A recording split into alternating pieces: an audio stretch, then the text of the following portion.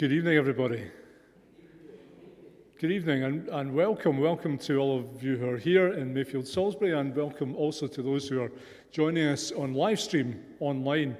I'm Sandy Forsyth. I'm the minister here of Mayfield Salisbury Parish Church, and it's a particular pleasure for us to host this IFA event. We have a long-standing connection at Mayfield Salisbury with the Edinburgh Interfaith Association, both through our members who have been involved in the workings of IFA, and also in our involvement with Iain Stewart. Iain, in fact, has his office elsewhere in the building, and that's been a great source of pleasure for us over the years, but not only pleasure, but a source of enrichment for everyone in the congregation. The work of IFA is so important in our modern day world, not only in ensuring that there's dialogue and cooperation and understanding between people of faith of different denominations and different branches and different religions, but also as a model for society in terms of cooperative dialogue and understanding and action together.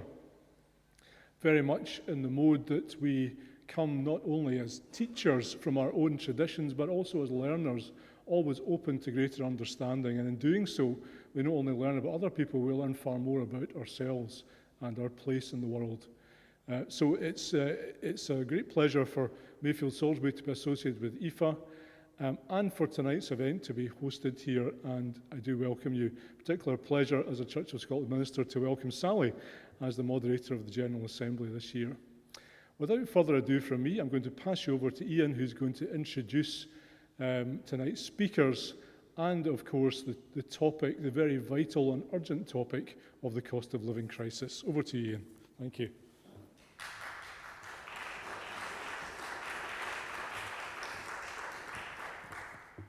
Thank you for your warm welcome, Sandy, and especially coming in. I know you've been on holiday, so that's extra special that you could be with us tonight. As Sandy said, my name is Iain Stewart. I'm the Executive Director of the Edinburgh Interfaith Association, and I'm really pleased to welcome you tonight to this Tackling the Cost of Living Crisis event, a faith community and wider community response to tackling the cost of living crisis. I just want to give you a little bit of context about tonight. On November 18th of last year, around 40 religious leaders from across Edinburgh gathered at Edinburgh City Council main chambers, an annual interfaith conference that we hold, that we helped to put together, which is chaired by the Edinburgh Council leader. And at those events, we discuss issues that are really of utmost concern to our faith communities. Edinburgh Interfaith, if you're new to the organisation, we are the oldest interfaith organisation in the country. We exist to bring members together, to promote interfaith dialogue, to promote respect, to build strong relationships. But a big part of our work is also coming together around issues of mutual common concern, like tonight's topic.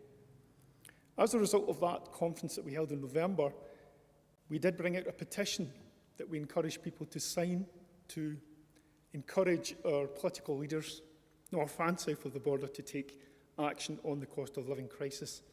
And you can still find that petition on our site, or if you Google Edinburgh Interfaith and the cost of living, I'm sure it will come up.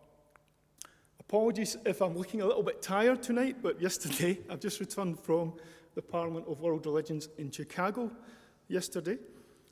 And tonight's topic is one of the topics that was discussed at the Parliament. I had the fortune to attend programmes there with some very strong speakers on this topic. Among the points that they raised was the fact that sustainable development goals are not for poor people, but they're for the human race in order to be sustainable. There was a presentation by Anthony Annette. I'd encourage you to look at his book, who was awarded the prize of the Ansari Book Prize for his book, Cathonomics. And the book links Catholic social thought and economic insights, addressing global inequality through a new paradigm that prioritises the common good rather than economic gain for an elite few. He points out that religious traditions are important sources of ethical teachings, and such teachings should be a vital part of economic conversations and decisions.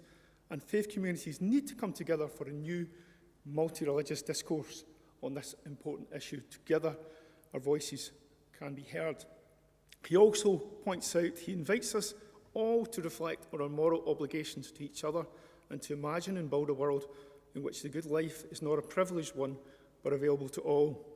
So as we reflect tonight on what can be done to support individuals and communities hardest hit by the cost of living crisis, and I do appreciate that so much work has already been done by faith groups and non-faith groups, from food banks, warm banks, all the great work that has been done. Hopefully tonight we'll reflect more on what we can do and what our political and faith communities can do to tackle this crisis.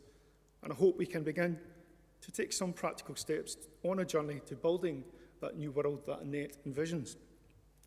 And to take us on that journey, I'm very delighted that we have a very esteemed panel tonight, chaired by the Right Reverend Sally Foster-Fulton, current Moderator of the General Assembly of the Church of Scotland. I know how busy Sally is, so it's great that she has got the time to join us tonight. Obviously, Sally brings a wealth of experience and leadership to our discussion. We know that she's on 1 year sabbatical from her role as the head of Christian Aid in Scotland to serve as the Kirk's ambassador. So it's great to have Sally here tonight. And Sally will be chairing tonight and will introduce our esteemed panel. Thank you very much.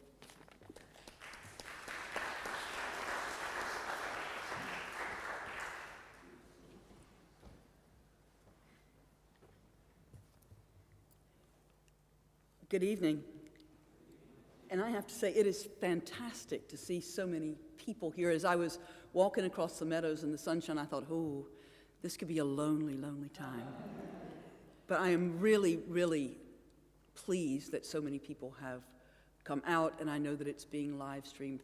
This is a critically important discussion, and one we need to be having everywhere, all the time, with lots of different people. We need to be acting together all the time with lots of different people. This evening is going to be a conversation, and then I'm also going to make sure that I give plenty of time for questions, comments, thoughts, really tapping into the wisdom in the room, because that's just as important as the conversation that the three of us will have. And I have to say, I am really, really excited to be here, because I know how much I'm going to learn. The two people who will join me, firstly, Dr. Nathan Mani. He is a lecturer in inequalities and global health policy at the University of Edinburgh. Nathan's research interests center on the structural and commercial determinants of health, with a special interest in how they shape public understanding and policy. He also hails from Coleraine, which is where my husband comes from, and so we've already been able to have a chat, so it is indeed a tiny world. And Dr. Gwynetta D. Curry is a lecturer of race, ethnicity, and health in the Usher Institute at the University of Edinburgh. Her research interests are racial and ethnic health disparities, critical race theory, and Black family studies. So we have a wealth of expertise, insight, and thinking to tap into this evening. So I'd like to invite my fellow panelists up, and we'll get cracking.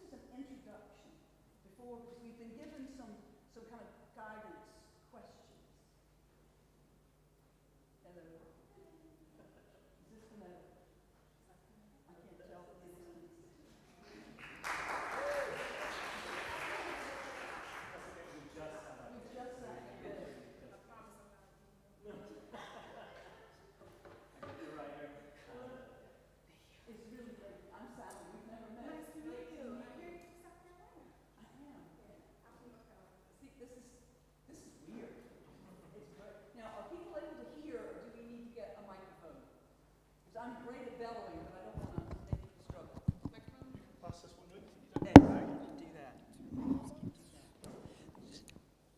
So I was saying Gwinnett, before you got here, and thank you for rushing through traffic. I'm impressed. That this is a conversation. We've been given some questions to guide us, and I'll make sure that I keep us to time so that we've got space for people to ask questions, to offer their comments and their insights at the end of our time of questioning, and we'll probably talk for 45, 50 minutes, and then hand it over to folk who are with us. And I'm looking forward to that, because wisdom in the room is always something that's pretty important. Okay, so the first question to kind of kick things off and get our thinking going is for Gwinnetta, and it's: how are people from minority ethnic and racial backgrounds greater affected disproportionately from the cost of living crisis when it comes to health? Yes, so, one of the greatest things that's been like circling around in the news, especially during COVID, it was this connection between race and COVID and poor health, and it became a conversation of, oh, they're just genetically predisposed to illness, right? And I have great friends who are geneticists, right? So I respect them a great deal. But when you really dig into the data, it's about where people were working and where they were living. And so when we talk about the cost of living crisis, if you look at the data, racialized minorities were disproportionately affected by job loss, reduced in hours, redundancies, and so that made them more vulnerable, but it wasn't because they were just genetically, inherently, in these positions. The structures as they are have, put certain people, certain bodies in certain spaces more than others. And it's not that everyone isn't affected by the cost of living crisis. As you can see, the prices of food in stores, much higher than it used to be. And I'm from the US, if you can tell from my accent, right? And when we moved here and we went grocery shopping, we were like, that's all it is? Because in the States, you fill up your cart and you automatically know, okay, you're gonna spend, family of four, you're looking at over $100 easy, right? We came here and we were able to fill up the cart and it was 55 pounds. We were like, seriously, that's it? But over the last couple of years, we've seen those costs increase. So not only you talk about the cost of food, you also talk about the cost between gas and electric bills, and that's something that also changed dramatically. The increased cost of gas and electric to heat their homes. And luckily during the summer, in quotations, I'm from southern US, it's not real here. But people haven't had to turn on their heat during the summer. But the cost of electricity has also increased. So if you think about losing your job, reduced hours, how much you're spending in the grocery store, and having to pay these astronomical costs for energy, there's a clear issue here. So the strain is there. So when you talk about the cost of living crisis being disproportionately, bared on certain populations, it's about location, where they're working, and where they're living. So if you look at neighborhoods, right, who has access to green spaces, and this was something that was really in the news during COVID, because you had the 1 hour, so everybody cherished that 1 hour out of the house to exercise, but everybody didn't have access to that green space. And so what are you meant to do, right? To promote health. And if you don't have access to that space, you're kind of stuck and confined in your home. And if you think about multi-generational homes, which are also disproportionately among racialized minority communities, you're feeding more mouths in one home. And, in certain groups, you see it as, okay, more people can work, and so you have more money in that house to provide. And that is the case for some. But when you're talking about elderly populations living with people that's providing for the whole family, that's more of a strain, a more economic strain rather than a benefit of, let's say, 5 young people living together and working, 40 hours to pay bills, yeah? So when you talk about the disproportionate impact of the cost of living, you're really talking about where people are located. Yep.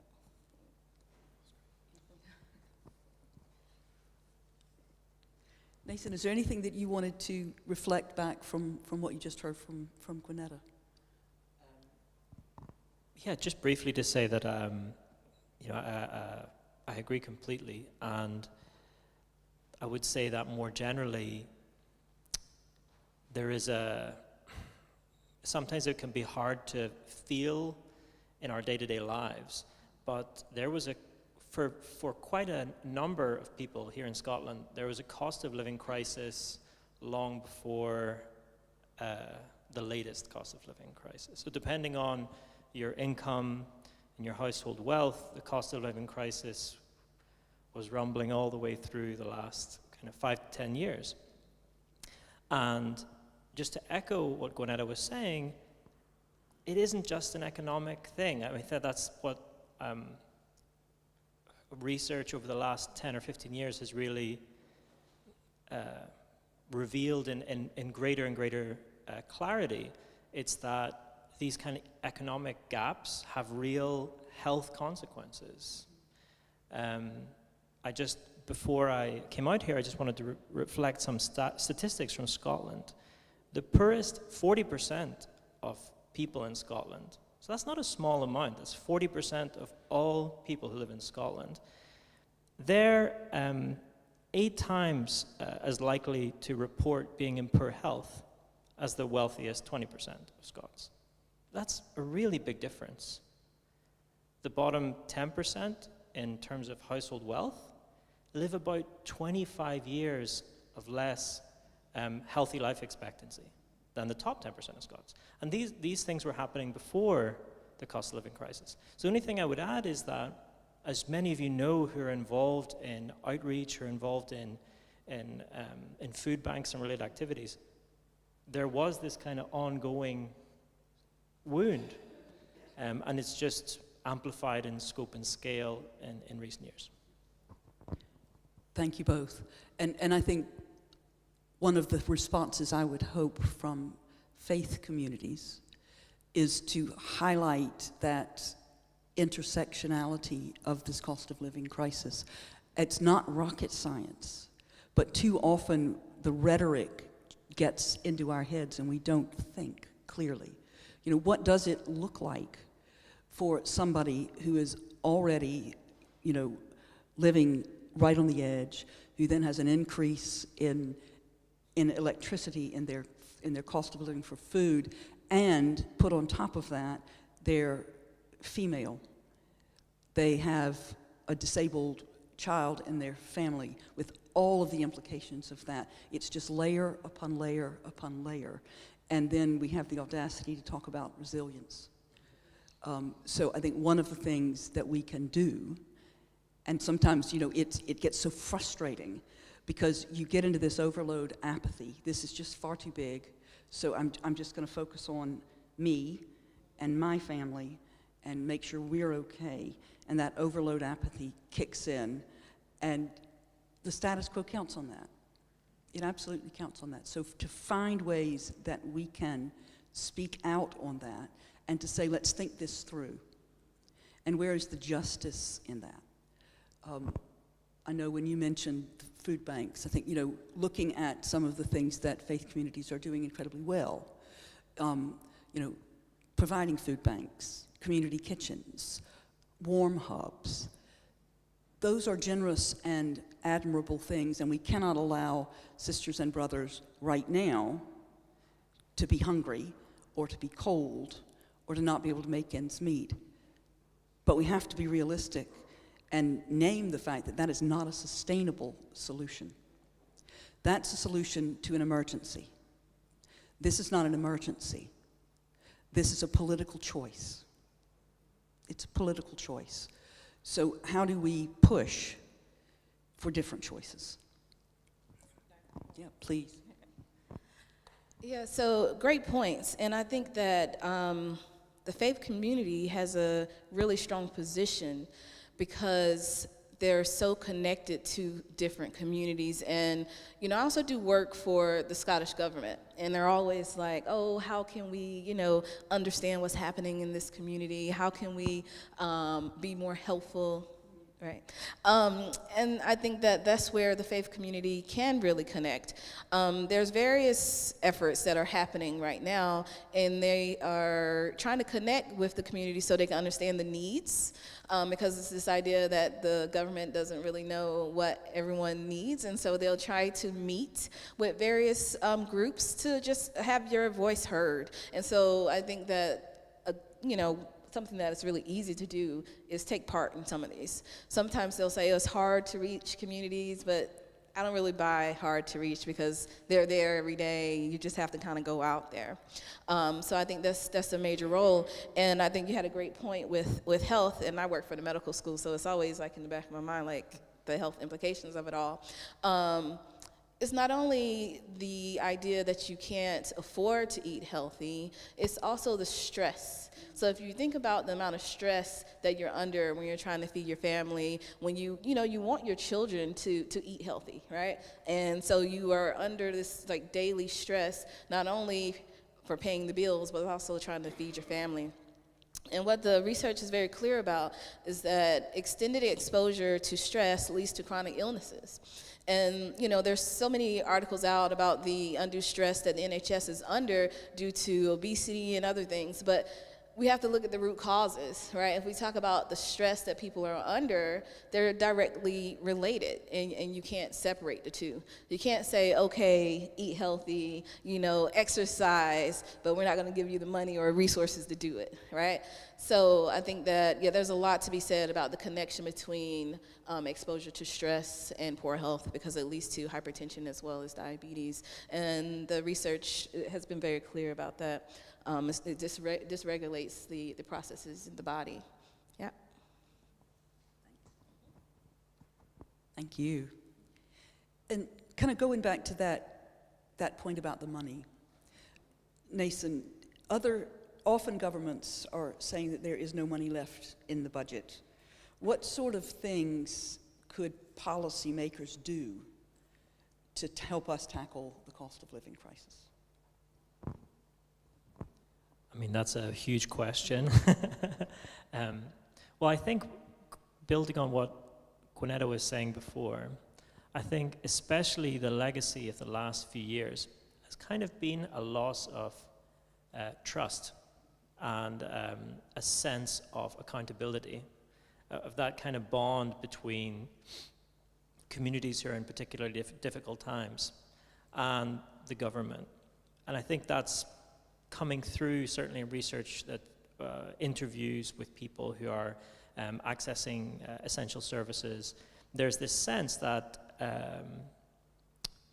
that bond of trust is fraying. So if you go to people who are trying to reach mental health support or community support workers, they're feeling that it's harder and harder to access. They're feeling that it's more and more transactional, that there's a sense of overload. So I think policymakers have to understand that trust is a really valuable thing. And I think that's something where faith groups can help in making the case to policymakers, not just the case based on the numbers that we are seeing, but the moral case. Like making the scientific and the moral case that this isn't sustainable. Because once trust is lost, it's very hard to get back. And that was certainly true in the US during the COVID pandemic when I was there. There was a fundamental breakdown of trust between certain health providers and communities who'd been sort of abandoned, really, and had long legacies of mistrust anyway. So I think that's one thing. And I think the other thing that we can demand of policymakers is to think more coherently and longer term. And this kind of builds on what you're talking about, that everything's intersectional, it layers on top of each other. And right now is a perfect example of that. Like you were talking about the NHS, it's under strain due to huge numbers of patients and backlogs. The NHS is like a goalkeeper in a football team. So think of, the job of the goalkeeper is to, as a last resort, when the ball is heading to the goal, is to keep the ball out. But if all you do is focus on the goalkeeper and paying the goalkeeper, you're going to lose every game, because the goalkeeper doesn't can't win games by himself, right? All he can do is keep the ball out. And eventually, once the rest of the team is overwhelmed, even the best goalkeeper isn't gonna win the game, right? They're just overwhelmed. And the NHS is kind of in that position now. It's all the other players, social care, education, housing, income equality. All those other players have frayed, but our policymakers are now really focused primarily on the goalkeeper, not those other. So I think something that we can demand / request / reflect back is that we understand the causes of these things, and we see these wider gaps. Because politically, I think you can understand why it makes sense to focus on the immediate, the urgent. But morally and pragmatically, we have to encourage them to focus on the important rather than just the urgent. And I totally agree with you, because I am from the US, and one of the major differences here, I think they do a great job in emergency. It's the preventative stuff they're missing, right? All the things that you can prevent, like all the extra screenings, the early detection, could prevent you from coming to A&E, right? So I think there's a major gap with the preventative measures, dealing with the structural inequalities that could, help people live a healthier life with better resources and less stress. So yeah, definitely. I'm like the go-between here. I know this. Yeah, no, I'm fascinated too with that policy coherence. I know that's something that, going back, putting my day job hat on, that we worked a lot with the Scottish Government on policy coherence for development, and saying, you cannot have one policy that makes it easier to break down these systemic issues of poverty and then take it away. The same with climate change. You can't have one policy that has these wonderful targets and yet keep missing those targets, or all of a sudden the airport tax drops, and all sorts of different things that just don't add up. And so I think that's, again, something that we can educate ourselves about, speak out about. And one thing is a mantra, is please do not underestimate the power of your voice and your actions. Will they alone solve this? No, they won't. But they will help, and they will echo, and they will multiply, and people will be educated, and understanding this and understanding the complexities is a really powerful tool in the fight against this. It's a really powerful tool. So get yourself educated, and when you hear somebody say something and you think, I'll just leave that, don't. Say, hang on a minute, here's a different perspective. And name it, and let's work together and teach each other. One of the things we were asked to kind of reflect on, and Gwinnetta, you did a little bit, is what could faith communities be doing more of? I want to hear from you before I launch into anything, because I want to hear from you. So what in your insights from your lived experience, what can our faith communities do more of, do better, and what are they doing that you say, actually, that's helping and I see it?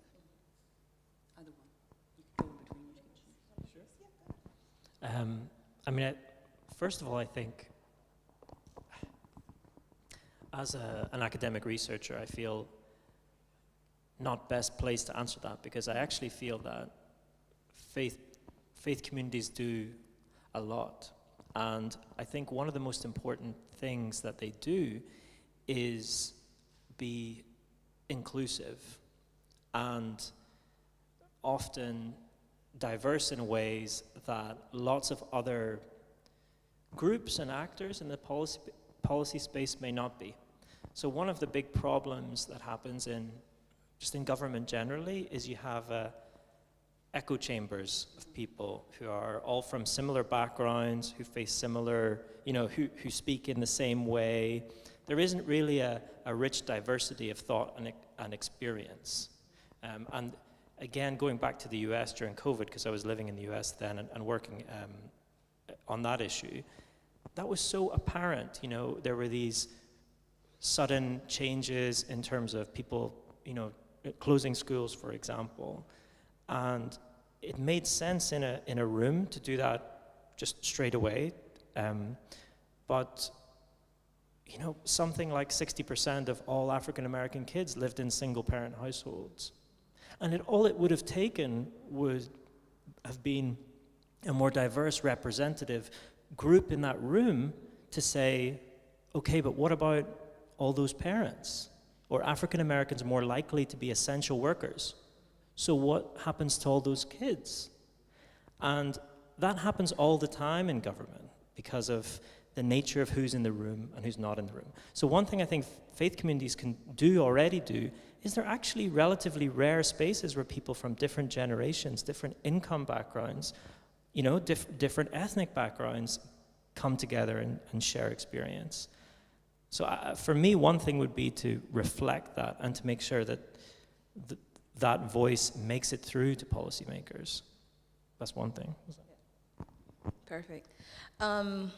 There's a quote by Zora Neale Hurston that said, I'd never get it exactly right, but if we're quiet about our pain, we'll die and then say we enjoyed it, right?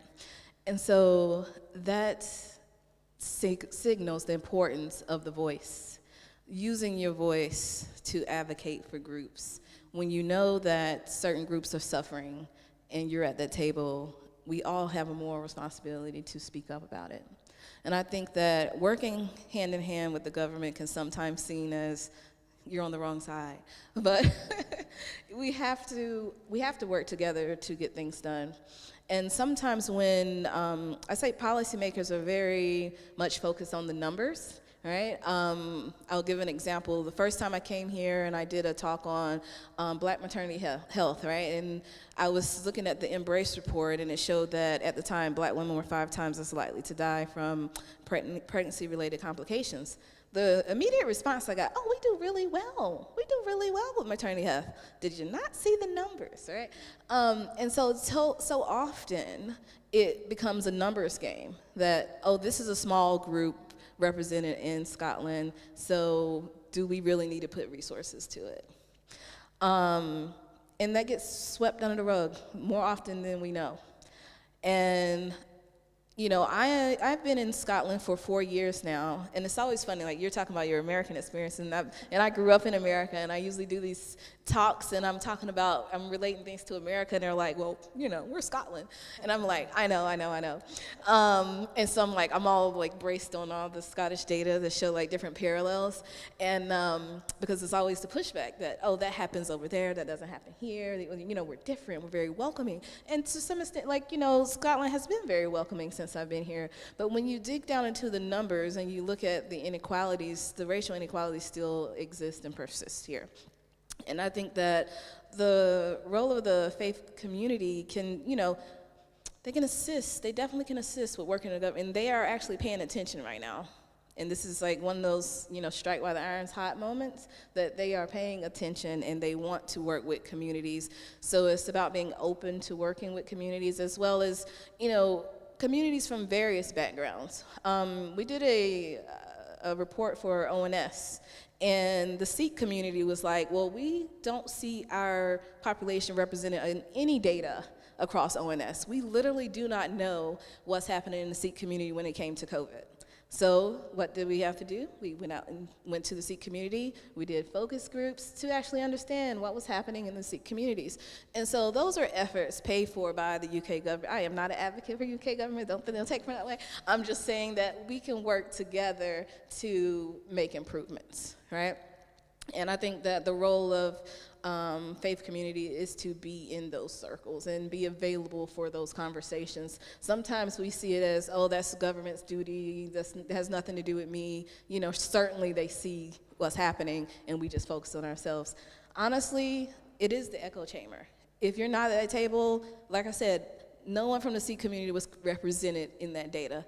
And when they first released the data for COVID, they didn't even release ethnicity data. And someone from America, I'm just like, what is happening here? Because I know, like, there's something happening. And so when they finally released it, exactly what I expected was the case. So yeah, I think it's a matter of working together.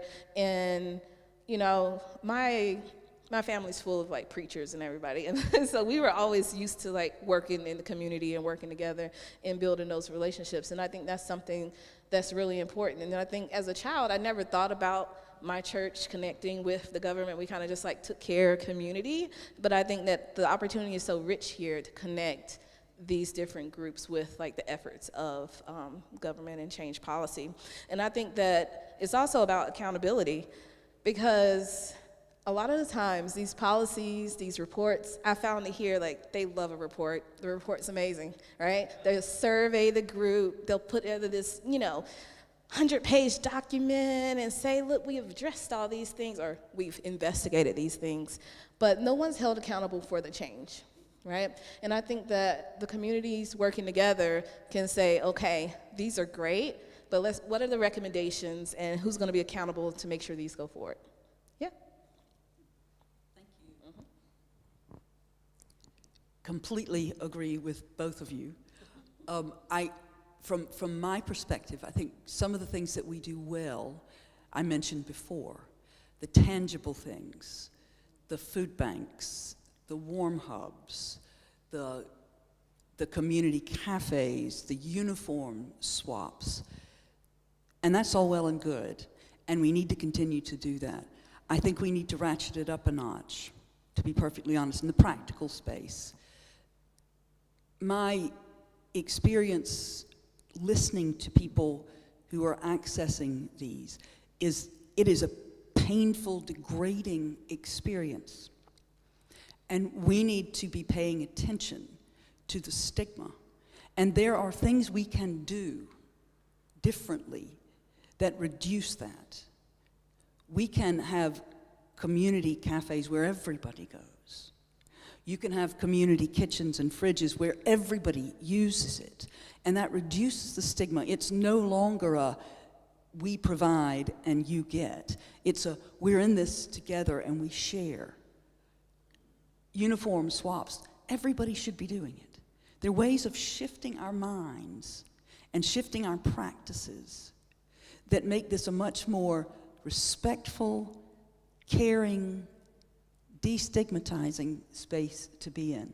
I will never forget, I had a colleague from the Poverty Truth Commission, and anytime somebody from Faith and Community Scotland and the Poverty Truth Commission were asked to come and speak, somebody with lived experience of poverty was the main speaker. And he said, I would rather walk backwards over hot coals than go to the food bank. Now, that's just not good enough. So we do have an opportunity to recalibrate our thinking so that it is a much more inclusive, including space, and it is about justice, not charity. So I think that's the first thing I would kind of say as a challenge to us as faith communities, and I've got three. One is we don't go far enough. We have to get our minds around the fact that the tangible, temporary fixes, we need to actually say, why are we having to do these temporary fixes in the sixth richest country in the world? What in the world is going on, and how dare we do this? And what are the political solutions? And hold to account. And hold to account.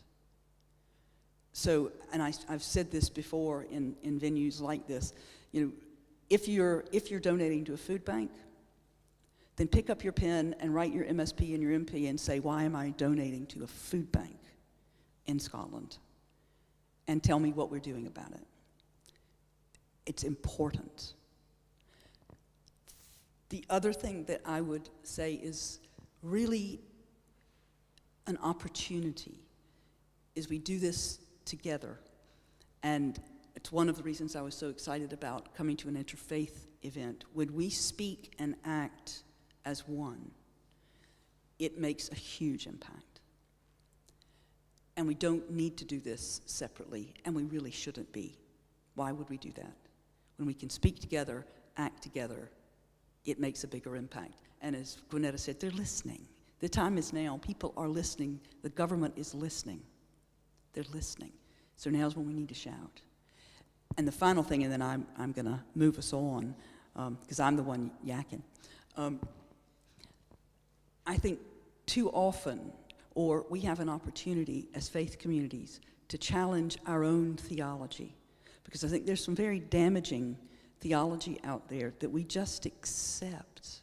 And I'll give you two quick examples. Blessed are the poor. We spiritualize that often, that the poor have some sort of wonderful spiritual, ethereal experience because of their poverty, and they bring that richness. Now, I don't doubt that. But that's not what Jesus was saying. What Jesus was saying is he was nailing his colors to the mast and saying, in my kingdom coming, the poor will be blessed and everybody will have enough and everybody will move over and there'll be a redistribution of wealth. That's not spiritualizing. That's practical action. And we can challenge that theology that says, blessed are the poor. Well, yes, blessed are the poor if we are part of that. And messed up and screwed are the poor if we don't. And there's a choice to make, and it's political. The other one that I think is really important, and it's gone out of my head, so I'll let it come back in a minute, and I'm going to move us on. So I'm going to come back to Nason. In terms of future planning, how might we avoid a cost of living crisis in the future? I know we're very focused on right now, but again, looking at points down the road, what do we need to do in the now, not just to address the cost of living crisis as we see it, but to put planks in so that we don't go down that same road again? Yeah, I think we fundamentally face a choice, which is, there was a lot of talk about we should build back better, and we should build back better after the pandemic, or maybe now we should build back better after the cost of living crisis, right? But I think any building back better starts with understanding what it is that was broken to begin with. And so, I think if we want to avoid this next crisis, we have to understand that resilience comes from having access to the means required for a dignified life. I mean, that's a very different thing to saying, we have to completely overthrow our economic system, and we have to, that's just saying all other things are secondary if we can't achieve a minimum standard of living that we can all, with which we can all live dignified lives. And I think the other thing that will be essential is that we have to understand how damaging practically and materially our tendency towards othering has been. The idea that, we're doing it right, we do it all the time, but we're doing it right now. Where I think a lot of us in religious communities would feel that in some way we're part of the same body that is the human race. We're all essentially of equal worth. We're all parts of something bigger. Yet materially, we act as if, as long as, the arm that I'm in is healthy, I don't really mind what's happening elsewhere, right? It would be ridiculous to go to a clinic and for a doctor to say, well, your heart's packing in, but I'm a liver specialist, so your liver's great. As far as I'm concerned, you're totally healthy. You know what I mean? Like, no doctor would say that, but we do that all the time with our society. We say, well, I think things are going pretty great because I'm doing okay, or because, So I think a reorientation is required, because if we don't do that, we'll just be constantly focusing on the next urgent challenge rather than laying that foundation of security. And I think going back to the point you were making before, to me, that is just a higher expression of virtue, of human virtue, right? There's an individual expression of human virtue, you know, the choices I make as an individual to help people or not. But then there's a collective expression of human virtue, right? Like what virtues does our society embody? Collectively, what does it embody, right? And I think we should feel we have a part to say, we have something to say about that, right? Like, you know, Martin Luther King said, true compassion is not tossing a coin to a beggar. It's understanding that an edifice that produces beggars requires restructuring. And that should be within the realm of you as religious communities. Sorry, I had to blabbed on there. No, that was excellent. That was excellent. Yeah, I mean, you know, it's a big question to say, how do we prevent, you know, another cost of living crisis when it's been in place and building for years. And I think that the gap has just continued to widen, and the haves and have-nots, the distance has just become so great. And, you know, it's about having the moral responsibility to understand that everyone deserves to have a quality of life, and, you know, and to understand that you don't lose anything, right? You don't lose anything by helping someone out. A lot of times we think, oh, if they, you know, make us pay more for X, Y, and Z to make sure this group has resources, I'm losing, right? Or, you know, but you're not losing. And you understand that we are all connected. And, you know, the idea behind the heart and arm is massive, because we are connected. And I think even when we go back to COVID, it really shows how all communities are connected. We can no longer ignore what's happening on the west side versus the east side of Edinburgh. Even when you talk about the life expectancy across Edinburgh, it's like a 10-year difference from one side to another. And so when you think about that, it's like, why is that happening? And what can we do to like reduce that? So it definitely needs to be, you know, I know this is radical redistribution of wealth kind of thing, but, you know, there's more to be done there, you know? There has to be a way to make sure that all groups have what they need, you know? Standard of living should just be a given.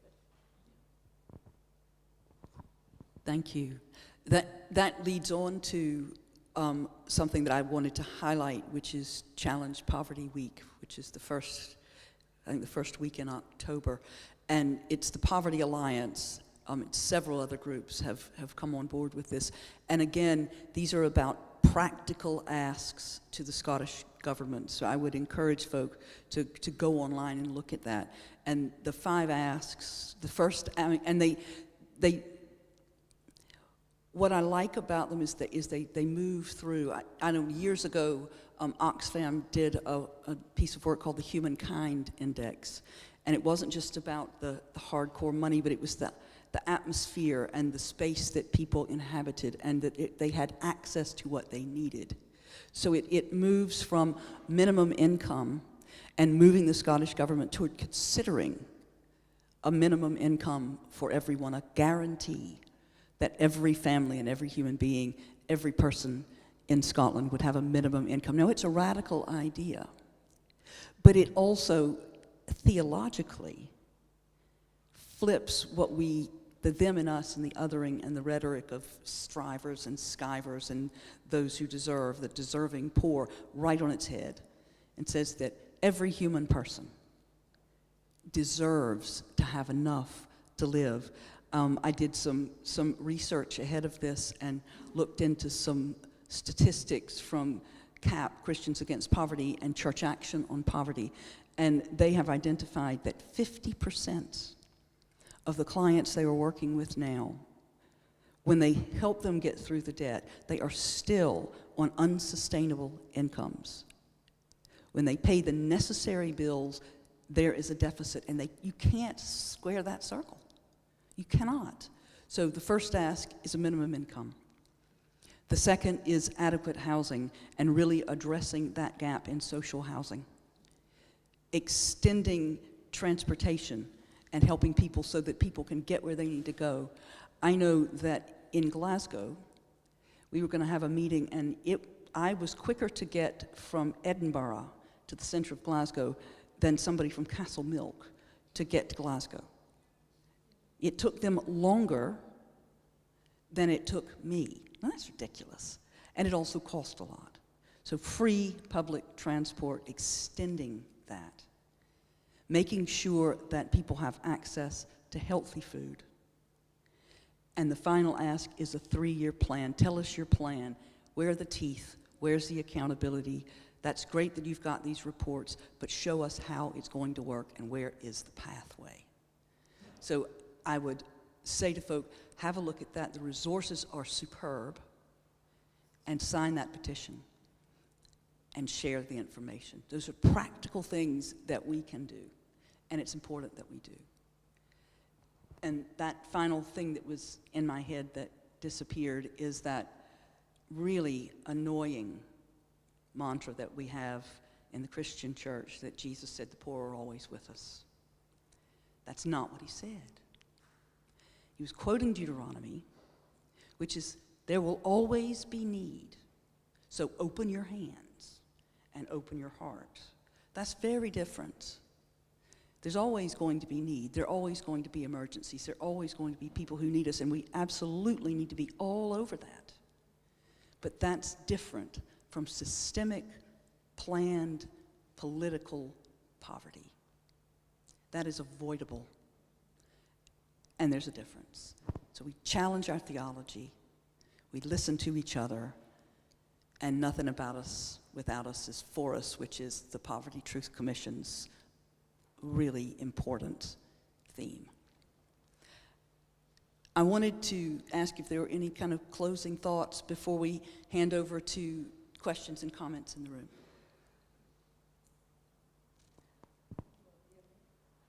I thought you summed it up very well. I'm eager to hear from people. Okay. Okay, then we will move into that, and that's really good because it gives us over half an hour for questions and comments. So I don't know, Iain, who's doing the roving mic. I was going to say.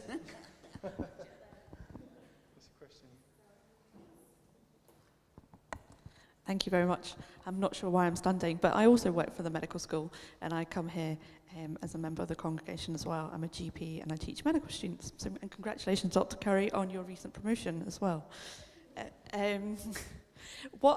We as researchers, we contribute to policy. We find what's wrong, we present it, and we hope that policy makers write all these lovely reports.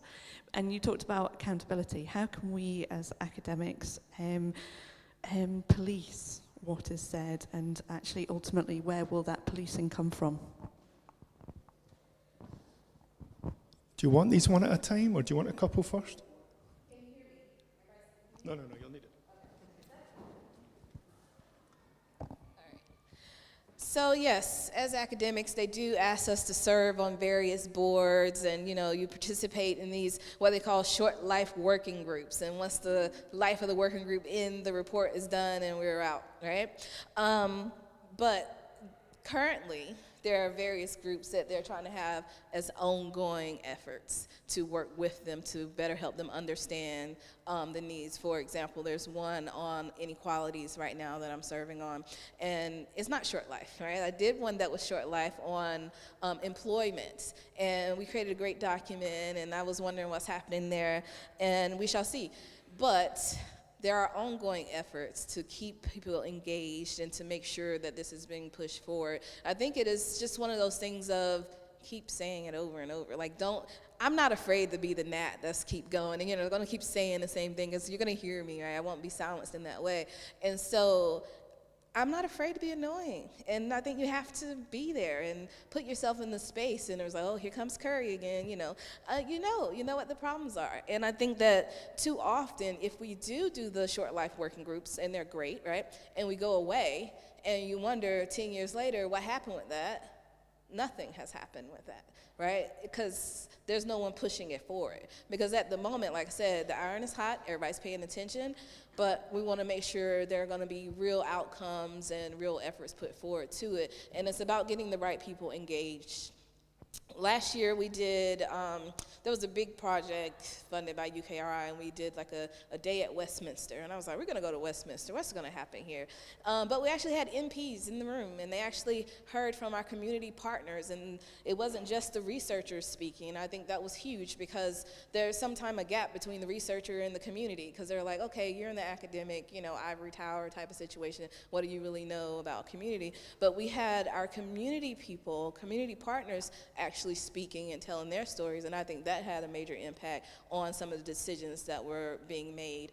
One of the direct impacts that, sometimes I feel like, okay, what are we doing? Is it something going to happen? And one of the examples I will say was like during COVID, there was direct response to different efforts that we did, and we saw it put in action. The Royal Society had a group called the Dale of Community, and it was just like data-driven responses. So we went through all the data to say what's happening right now, what decisions should be made, and we created this fancy report. Okay, well, it's going to happen. And they did. They actually implemented policy based on the report we created. So I was like, I did something, right? And so, it can happen. Don't be jaded, because sometimes we can be jaded by all the efforts that we put out there and you feel like it's not going anywhere. Sometimes there's incremental changes, right? And it's about getting the right ear. Right, so, sorry. Oh, just very briefly to say that, as researchers, sometimes we forget that we're people too, and there is this, I think, this dangerous abstract notion that we're there to provide the numbers, and the numbers are what matter. First of all, reality is about more than numbers, right? Like, it's about qualitative experiences and power dynamics and justice. And those, as researchers, we have to be mindful of those and ask ourselves all the time, are we another echo chamber? Are we speaking in a language that only people in our echo chamber understand? Are we making moral and empiric arguments that are, that exist beyond our academic spaces? And like you were saying, I think a big part of it is co-producing the research that we do produce with groups who are on the ground and are materially affected. And that can be really challenging, because I've been in focus groups and where you're dealing with situations that may appear hopeless, or you realize that you're the kind of taking the brunt of anger. But that's the way it has to be, and those are the people that we have to be accountable to, even though it can be really difficult. Just amen to both of you. I think one of the most powerful things we can do is seed the space and let people with lived experience tell their story for themselves, and to listen to them and work with them. And I know oftentimes, I go back to Christian Aid. The communities we work with have the answers. We just have to listen. They have the answers, and they deserve the opportunity to let us know what those are. Sorry, go ahead. No, one great example of that was during the pandemic. These communities created spaces. This was in Southampton, a part of the big project I was talking about. It was a space for people to have activity outside the home that I told you there's no green space. So they created a boxing club for these young men because they had nothing to do, right? And when they would walk along the street, they would be harassed by the police because they were like, where are you going? So they created this safe space for them to go. And these young men did amazing things, like during the pandemic, in this boxing club, which people think, like, what's a boxing club? But no, they actually created like this brotherhood. They supported one another. They promoted education.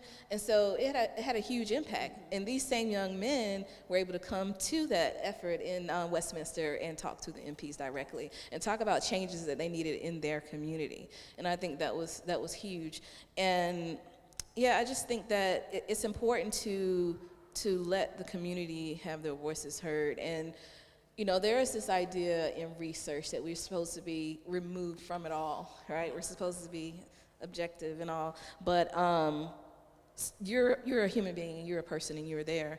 I remember when I was in it was graduate school in the States, and I started working in rural and public health. And we did a study in the area that they call food deserts. So in the States, they have areas called food deserts where it's like you're 20 miles away from a grocery store, right? And I think in England, well, in Scotland, you'll think 20 miles, oh my gosh, but that's the thing. And they would have this convenience store, which is like a gas station, and everything is pretty much in a tin. So there's no fresh fruits and vegetables. And so one of the first little papers we wrote was about an apple a day, because you go to the doctor and they say an apple a day keep the doctor away. But what do you do if you live in a space where it's 20 minutes to the next grocery store and you don't drive, right? You're really dependent on your community around you. But one of the challenges with that study, again, it was my first one, is that the community is like, oh, I was at Texas A&M at the time, oh, is Texas A&M going to build us a grocery store, right? And it's like, oh no, you know, we're part of the problem here, because they're thinking that we're going to come in to do that. And I remember my advisor at the time, I felt he was like an extractionist, and we can't be that. We can't be extractionists. We can't go to communities, tell us your story so we can write great papers and that's it. Like, no, we have to make sure that what we're doing is actually going to benefit the communities we're in contact with. Yeah.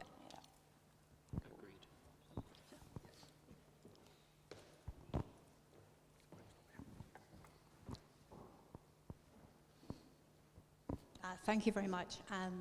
And what a delightful, stimulating conversation this has really been. I want to say words about local government, because I'm the councillor for Southside Newington, where this lovely church is. And one thing I want to say very quickly is that if we could cast our minds back 30, 50 years, this kind of perhaps discussion wouldn't have been possible.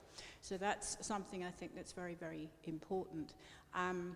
The second thing I really want to say as a local councillor viewpoint, and I see that there are actually other councillors here, which is really good to see, is that what is important is the voice that you were talking about. And there are steps for your voice to be heard at different committees and different deputations. And you can talk to your local councillors who can do that on your behalf. And increasingly what I found over the year, that if you do actually let people know that we are here, elected by you to do what you want, then use us, because we can actually be that bridge and that gap. And what I'd like to mention about Southside Newington in terms of its Eastern Board is that it's perhaps unsurprising that most of the community activity is actually on that Eastern Board. And it's fed into a lot of what you've been talking about in terms of intersectionality, in terms of communities knowing about their communities. And one I just want to illustrate, and that is Cameron House, which is at the Prestonfield end. It's the southern end of the ward. And it doesn't have just one youth club, it has 7. Because it realizes that its 7 youth clubs actually have a need for the communities that are there. At the other end, near Dunby Dykes, we have charterists. And I mention them because between them, they actually serve 3,000 people a week. Now that is staggering. That is absolutely staggering. So I think what I'm trying to say is that the community that's here, build on it. Your voice is terribly important. We are here as elected members to do your bidding. We don't look, for example, and say, well, who did you vote for? Oh, well, I'm not going to bother with you. We are your councillors, so use us. And certainly, I think, use your local government to raise these issues, because I do agree with you, it does go beyond just food banks. And perhaps the word that really springs to mind is that sustainability. What we need to do is to really build on sustainability. And I do hope that this Community Empowerment Act, which is going through at a local level, and I say it here now, I am got to do my damnedest that it actually does work for the community and is not just a paper exercise. Thank you. Either of you want to respond to that? I could briefly First of all, thanks very much for speaking up. And I think the evidence is pretty much in that, there are no consequence-free cuts to local government budgets. Local government budgets are so foundational to health and health inequalities in such a huge range of ways. But I think maybe one thing that I've noticed is that the issues that bubble up in local government and in terms of the letters that MPs receive and that then form the things that they focus on and advocate for, reflect the priorities not the priorities of our communities. They reflect the priorities of those who have the time to write and those who feel empowered to do so. And sadly, that can mean that the issue at the top of local government's agenda or of an MP's agenda is how much dogfiling there is on the streets. Because, there might be really entrenched poverty, or there might be a really dangerous intersection in a poor area, but those who feel they have a voice, right, are focusing on these much more minor, close to them problems. And so I think part of what we all can do is try to make sure that everyone in our circle is aware of what those burning priorities are and is able to add their voices to those things. I mean, it's actually kind of incredible how much is possible if communities are united in opposition to something. Railway lines in the UK go like this sometimes because enough community members wrote to their MP and said, don't you dare do that through mine, neck of the woods. You could literally shape the routes that trains take through a country. And that should be a fairer process. It should be about more important things, right? So I think that's something to think about.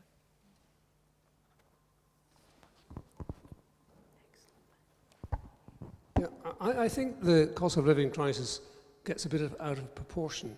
It's not a crisis for 3/4 of the population. It's only a crisis for the last 20% of the population. The 3/4 can afford higher energy bills. In fact, they should be paying more for their energy because we need to conserve it. They should be paying more for their food because the farmers aren't getting enough. It's only the 20% that we need to focus on. So it's all about redistribution. Now, the government could do it through taxes and not subsidizing the middle class, which they do all the time. But firms could do it as well. They offer small discounts, but really they should be offering large discounts to people who are unwaged, for example. We do it all the time in concerts. We give the old people, pensioners, concessions. What's that about? Most pensioners are quite rich. Only the young should have concessions. The energy firms should be reducing the charge for those who are on meters. It's quite a simple thing, and spreading the charge to the rest of us. There are lots of things. The supermarkets could be doing lots of things to help poor people. I know there's the issue of stigma, and I don't know quite how to address that. But I think we should, to be unwaged, to be a poor is not a disgrace. It's something that you deserve to be compensated for. And I think that next time you're setting up a concert or something like that, please don't have concessions for old people. And remember that the cost of living crisis is for the rest of us a good thing. We need to do something about those who are left behind.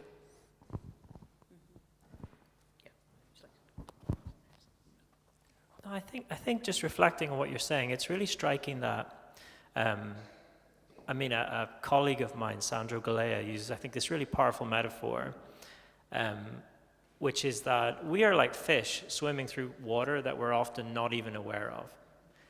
The thing that's most important to you is the thing that's sort of invisible. David Foster Wallace used this in a commencement speech where he tells the story about this old fish swimming past two young fish, and he says, "How's the water, boys?"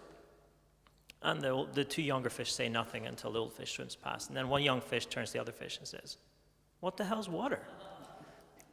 Because it's just so ubiquitous and important, yet we don't even think about it. And that goes back to what you're saying. You know, if you are doing relatively well, or maybe you have to conserve on holidays, or maybe you have to shop at Aldi instead of, instead of Waitrose or Marks and Spencer's, you know, the water you're swimming in, it feels a bit more constrained, but it's nothing like the water that you're swimming in if you're struggling to make ends meet, or if you were already looking in the bargain part of the supermarket, if that's what you were super reliant on, and now people in cars can come and buy that en masse because they're a little bit more hard done by. And I think part of what we have to do is just to begin to see that water for what it is and see how different it is for others. Like you say, that bottom 20%, the water is a radically different place. And it's to say, oh, you know, they brought this on themselves, is to say that the fish brought on itself the quality of the water around it. You know what I mean? Like, if you have a fish in a goldfish bowl and you tell it to eat well and you tell it to exercise and you tell it, you know, don't eat too much and, you know, be responsible, but you don't change its water, it's going to die. And it's not the fish's fault. So, yeah, anyway. Yeah, I think there's, you know, I totally agree with you, because so often, you know, we only think about what we're impacted by. And so when we talk about this cost of living crisis, if it doesn't really change your everyday life, you're like, oh, okay, you know, you don't see it as a big a deal. But if this is, you know, if you're struggling every time you go into the grocery store, and if a conversation every time you decide where you're going to turn the heat on, okay, we're going to wait till November, and you know, Scotland, I'm ready to turn my heat on in September. Like, you know, that's this mental gymnastics that you have to do if you are impacted by the cost of living crisis. So it's about an increased awareness of the world around you. My daughters are 13 and 11 right now, and I'm constantly trying to get them to think about, you know, think outside of their bubble. Because so often people and children alike live in these safe spaces and don't necessarily consider what the day-to-day life would be for someone that lives outside of, you know, that space. Like, our norm is not everyone else's norm, and understanding what are the drivers for that. Because if you see someone else's norm, you're like, oh, well, that's unfortunate. But like, what drove that, right? And we have to move away from shame, you know, when it comes to poverty. And, you know, so often it's like, oh, well, they should have just got a better job. Oh, they should have just went to school. It's this pushing of shame on these groups and saying it's your fault that you're sick, it's your fault. And so, yeah, we have to do a better job of increasing awareness and understanding the drivers of these issues and not pointing the finger so often. Yeah, couldn't agree more, and I think that the wisdom you two just shared is extraordinary. I remember friends of ours who, for Lent, decided to live on a minimum income, so below the line, and the learning and the understanding that came from that simple, short, you know, and yes, tokenistic, absolutely, but everyday decisions that were taken from them. You know, you can't buy fair trade and organic. You can't make those decisions.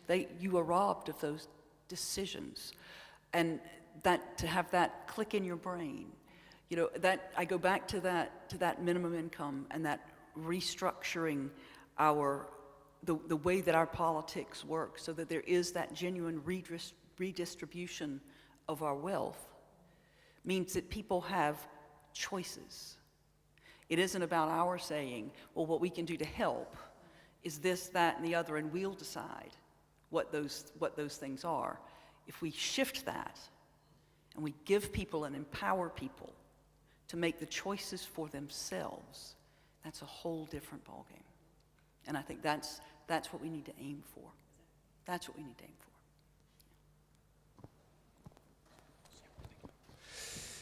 Thank you. So I'm a councillor as well, without wanting to give you a death by councillors here. I know Pauline Flannery spoke, Neil Ross is here as well. My name's Christopher Cowdy, I'm Fountain Bridge and Craig Lockett. I want to thank you very much. This has been really very interesting. So much of what has been said today just resonates with what I've been thinking. I do want to start by saying I think Coleraine is punching well above its weight. I did my O-levels at Coleraine Academical Institution, so rock on Coleraine. But on a more serious note, there is so much that resonates, but there were a couple of things that really maybe I just wanted to say with regard to my work. I'm a new councillor. It's my first year, it's now into my second year, but things I've been working on. Sally, you said that in a period where there is lack of funding, what can policymakers do? Something that I have been trying to focus on, I've been speaking to charities, and Bernardo's was a particular one, who've been saying that they are struggling with lack of funding, but actually multi-year funding is something. And I think we were talking about planning in the future. How do we maybe prevent things happening again?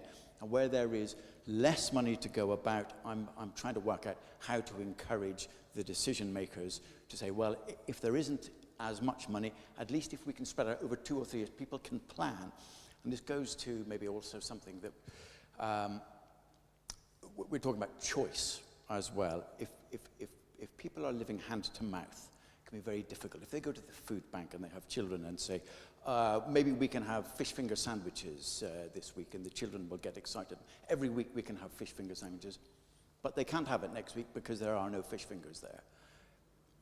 There's a lack of security there, really, for children. But if you can try and get a little bit of routine, it can be a bit of a safety net and a bit of a support.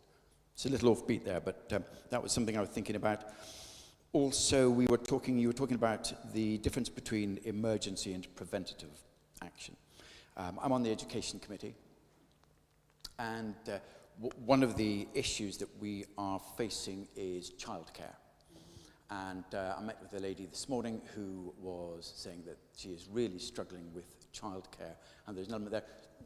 It's not a problem for them just yet, but it could be.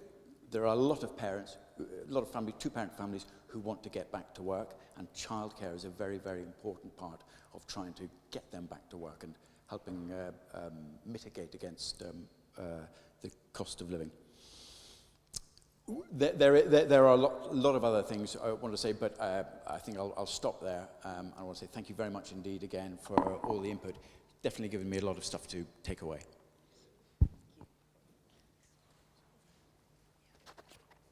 So just briefly, I totally agree with you on choice. And actually, going back to what you were saying before, that was always, so I always had a very different interpretation of the blessed are the poor, which was that if you are in that position, you know, choice has been taken away from you. How could a deity punish people for choices they don't have? Does that make sense? But for those of us who do have a choice, things become more pressing. What do we do with that choice? One thing that, when we talk about poverty, we haven't talked about time. If we think about the amount of time you don't have, right, it's something that you can't sweep that under the rug. If you are living in poverty and you're working 2 jobs or so, maybe 3 sometimes, just to feed your family, like what time do you actually have for, writing letters to your counselor, to participating, these conversations? There's definitely an issue there, right? Because only certain groups can have the time to do certain, efforts. And one thing sometimes I think we take for granted is the amount of time it takes, away. People look at poverty and are like, they think we're just sitting around watching TV all day or whatever. But no, like people are working. They're trying to provide for their family, and they do struggle with time. Yeah.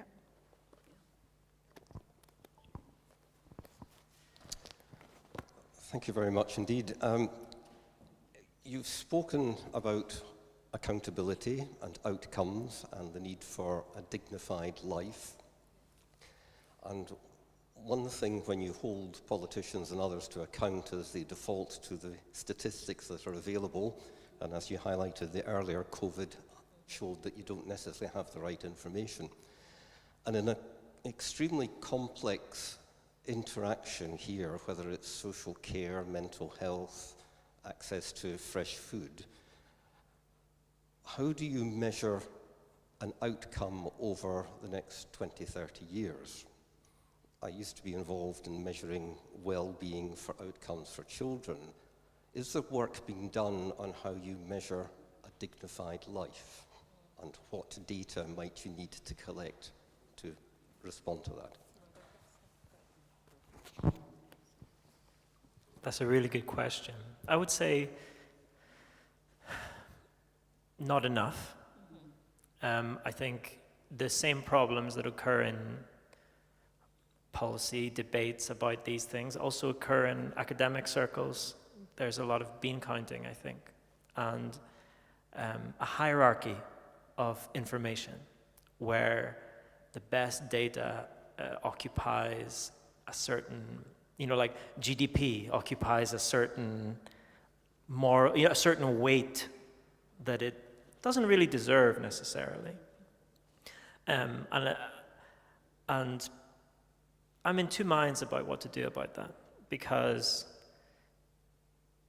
yes, we could do a lot more to measure quality of life, quality of life indicators, time, autonomy, and things like work, security. We could survey and do these kind of things. But I think ultimately, we should also care about things that are not measurable. And we should be able to do things on principle, on faith. I spoke to a director of public health for Sheffield, which is a large town. And I was interviewing him, and he was telling me about where his priorities were around the cost of living crisis and what he was doing. And one of the things he was doing with his budget was he was funding the local Citizens Advice Bureau. And I was like, that's interesting. That's not really a health thing. What's the evidence behind that? And he said, there's no evidence behind it. I'm doing it on faith because the people who are struggling most often don't get the benefits they deserve. Mm-hmm. The Citizens Advice Bureau will help them get those benefits.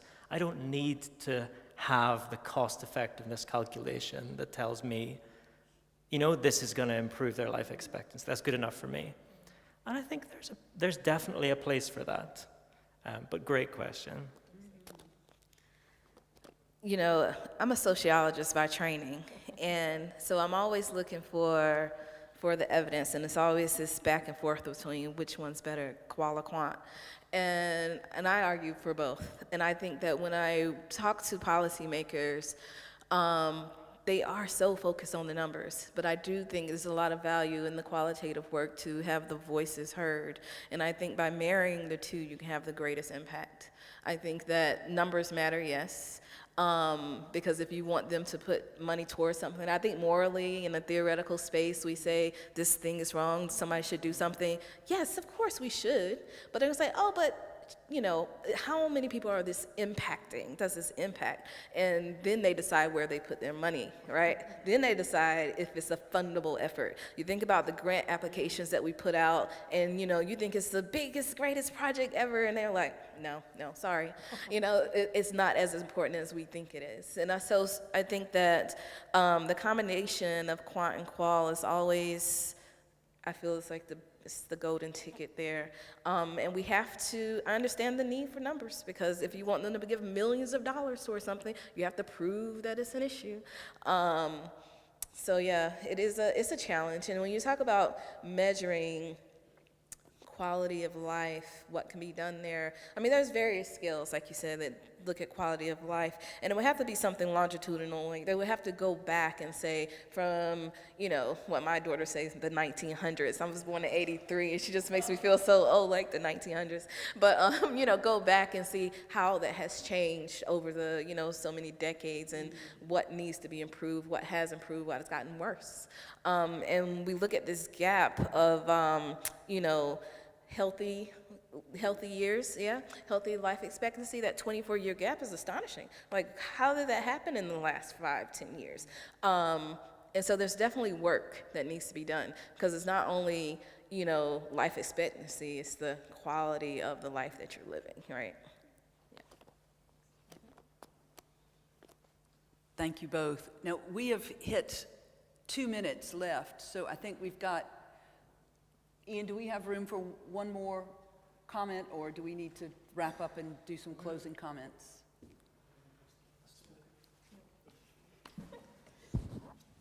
We are running out of time, but there will be tea and coffee, so if Yeah. people want to just maybe mingle, and you can maybe ask questions. Yeah, If you're okay to stay for a little while? Yeah. okay. Okay, go ahead. I think we all know the things that need to be done. Health, education, welfare, and so on and so on. But I think what we often don't think about so much is how much all these things in their totality actually cost. And I look at my newspaper, I think it's this morning, and I see that it says that Scottish councils are going to have to make £300 million of savings in the next year. And when I think of all the things that we think should be done, and these headlines, I wonder to what extent we're facing reality.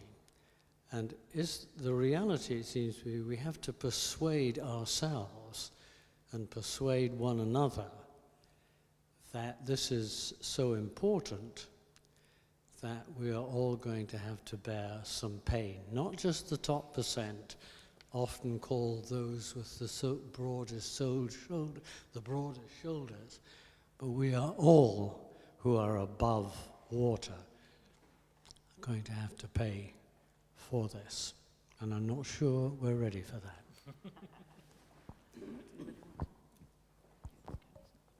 Yeah, I think that's a really good point, and it's something that is not discussed enough in the newspapers or in coverage or even in political debates, is the concept of trade-offs. The idea that you have to make a decision, and with any decision, you have to understand what the negative consequences are of that decision. And politicians don't really like talking about the negative consequences of decisions. They like to talk about, my decision is going to lead to these great things, but not, and these negative trade-offs. Nobody wants to talk about that. But part of the problem is that we haven't been doing that all this time. You know, we haven't talked about the trade-offs of subsidizing certain forms of agriculture or energy production and penalizing others, of subsidizing certain forms of income or wealth generation, and perhaps unfairly penalizing others, of rewarding certain types of employment or work in and outside the home, but not necessarily others. And I think you're right, we will have to make difficult decisions with trade-offs, but part of that will also have to be understanding what the trade-offs are of our status quo, right? I mean, we do things a certain way. Scotland is actually more generous than England and enjoys better outcomes as a result of that in some health indicators. Other options are available when you look across to other systems of government, other economies. So yes, there will be trade-offs and difficult choices. There have always been. Absolutely. We will have to make difficult choices. We have to make different choices. And we already are making difficult choices. But are they the right ones? And I think it really requires us to do a lot of soul searching. I mean, I'll give you an example, and I can be really provocative just as we're about to go have tea and coffee. But one of the decisions that we have made consistently is to fund nuclear weapons at billions and trillions of pounds. That's a decision we've made.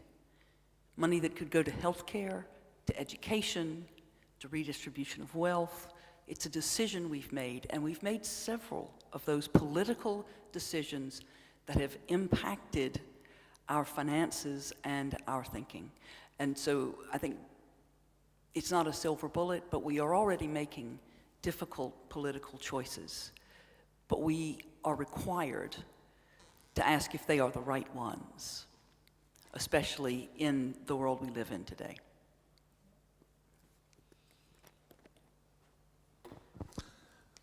Okay, I'm just going to invite Professor Joe Goldblatt, the chair of Edinburgh Interfaith, just to make some closing remarks before we go for tea and coffee. And I'll invite people to also fill in an evaluation form for as well, just to get some feedback from you and some thoughts. Thank you. Moderator, colleagues, ladies and gentlemen, would you raise your hands if your thinking has been broadened as a result of what you've heard tonight? There you go.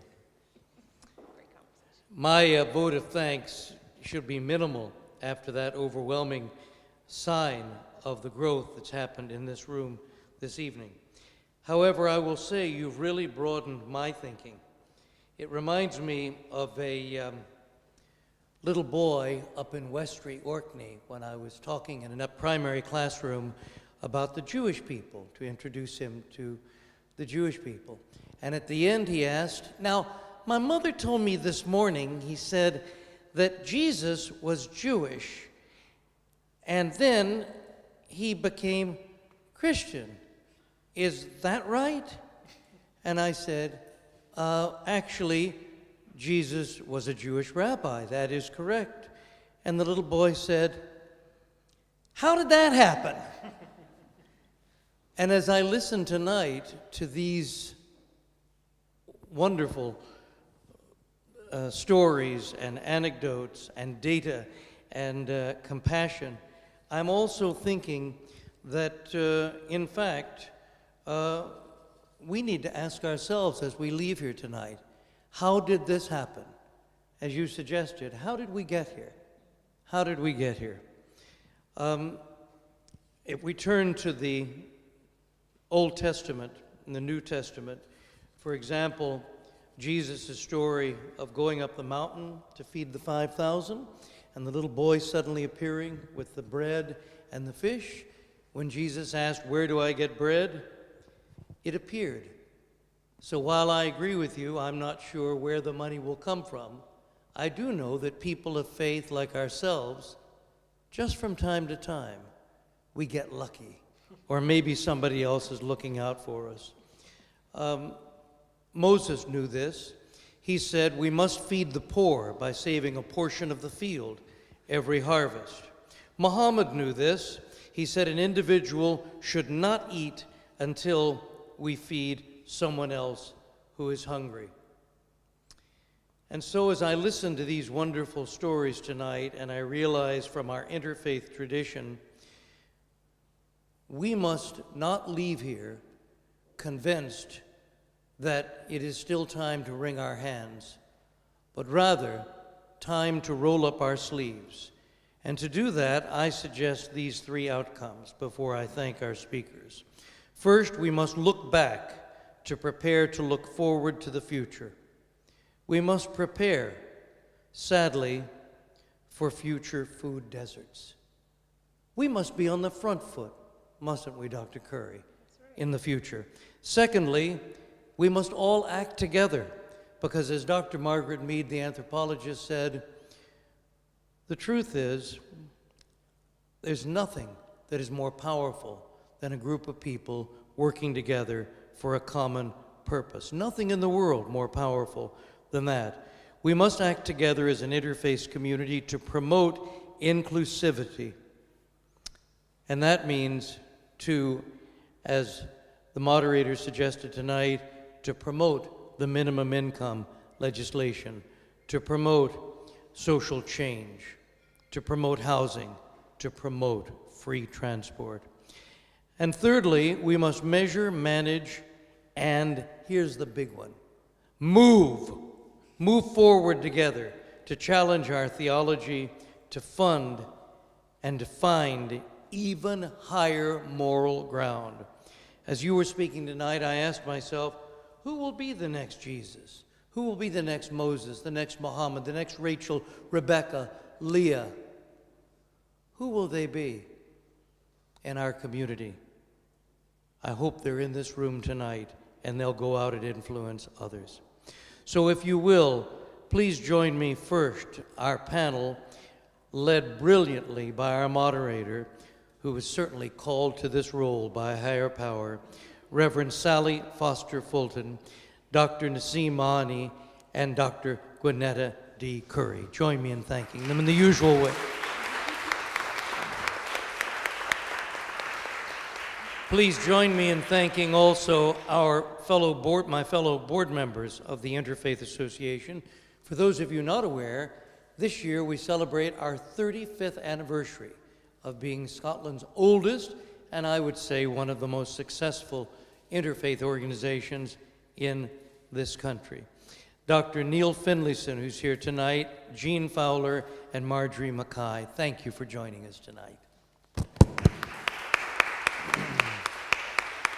We want to thank Reverend Dr. Sandy Forsyth for his warm hospitality and spiritual leadership. And finally, I want to thank my colleagues, Iain Stewart and Amina Ahmed of the staff of the Edinburgh Interfaith Association. Join me in the usual way in thanking them. And now, as the moderator suggests, shall we carry on the conversation over coffee and tea? Please join us. Thank you.